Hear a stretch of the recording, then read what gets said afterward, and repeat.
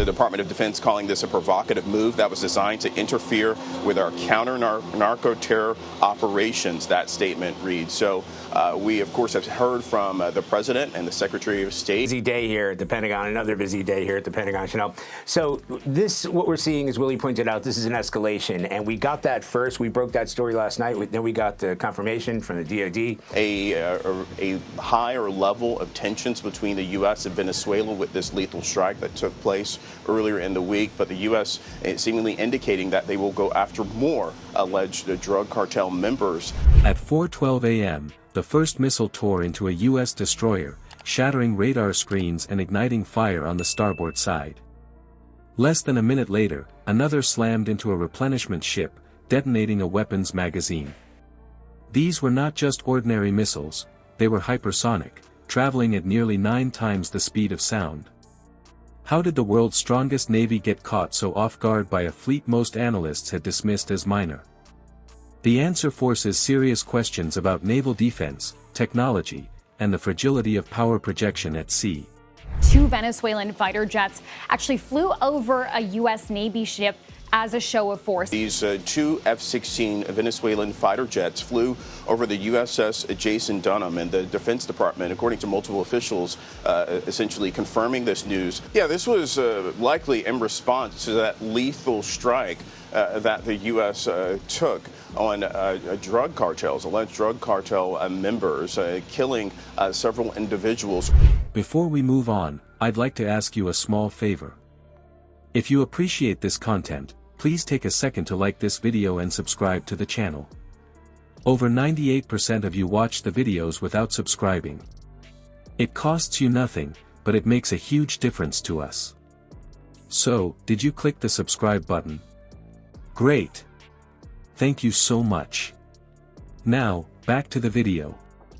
A Navy considered minor shattered the illusion of invincibility.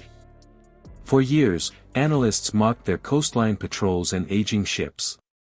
Yet in one strike, they forced the most dominant fleet on Earth to face its blind spot. This was not a contest of numbers or tonnage. It was proof that speed and precision could turn a so-called underdog into a real threat. In the weeks leading up to the assault, pressure had been building in the background.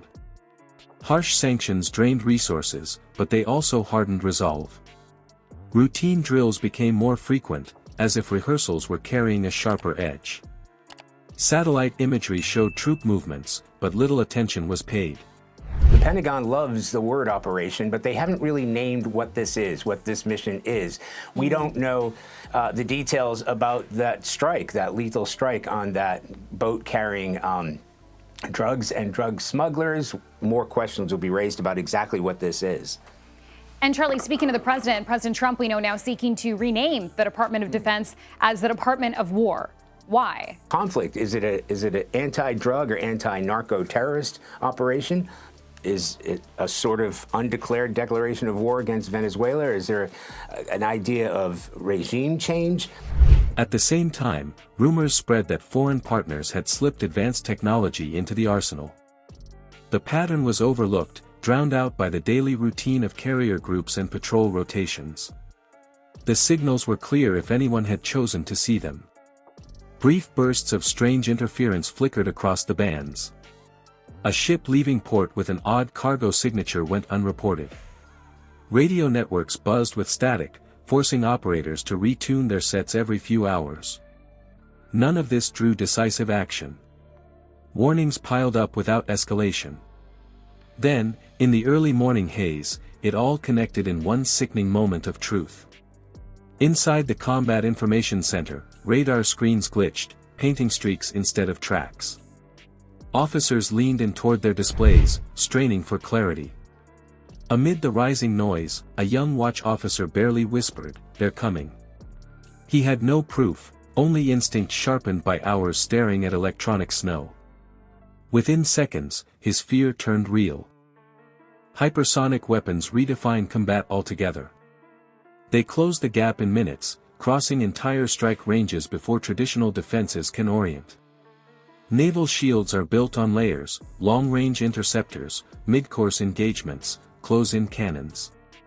Against missiles closing faster than a rifle bullet, those layers become paper-thin. You don't reposition, you react and hope the reaction is fast enough. They bend air around their bodies like steel arrows wrapped in fire, screaming across hundreds of miles with no warning. At 4:11, the first hypersonic slammed into a destroyer, cutting clean through the forward radar dome. Its tracking eye went dark instantly. By 4:12, a second struck the replenishment ship off the port beam, its fuel lines rupturing into a wall of fire. Black smoke twisted skyward, blotting out navigation lights. The fleet scattered in the next minute, engines roaring at flank speed as commanders shouted for evasive action. Helos scrambled from decks, not for attack but to fight flames with spray buckets and hoses dropped from the sky. On one ship, the sea shimmered orange as lifeboats splashed down carrying sailors coughing through the haze. What had looked like a regular patrol formation was now a pocket of chaos. Every second in that 6-minute window mattered. Another missile punched through an escort vessel's stern, leaving it spinning in circles with its rudder jammed. Crews tossed burning cables overboard while damage control teams fought to contain fires that threatened ammunition stores. Even billion-dollar warships looked fragile when pierced in the right spot. The cost in those first minutes was staggering, measured not only in lost steel but in human strain. Imagine scrambling across a smoke-filled deck with boots slipping on spilled oil. Imagine clinging to a rope as the sea boils beneath, waiting for a helicopter harness while another wave of shock ripples through the ship. In war gaming rooms, those details are statistics. In the water, they are life or death decisions taken in panic. This was the moment the unthinkable played out, the U.S. Navy forced to watch its doctrine of layered defense undone in the time it takes to brew morning coffee. The fleet that once projected dominance across oceans looked exposed and disoriented under concentrated fire.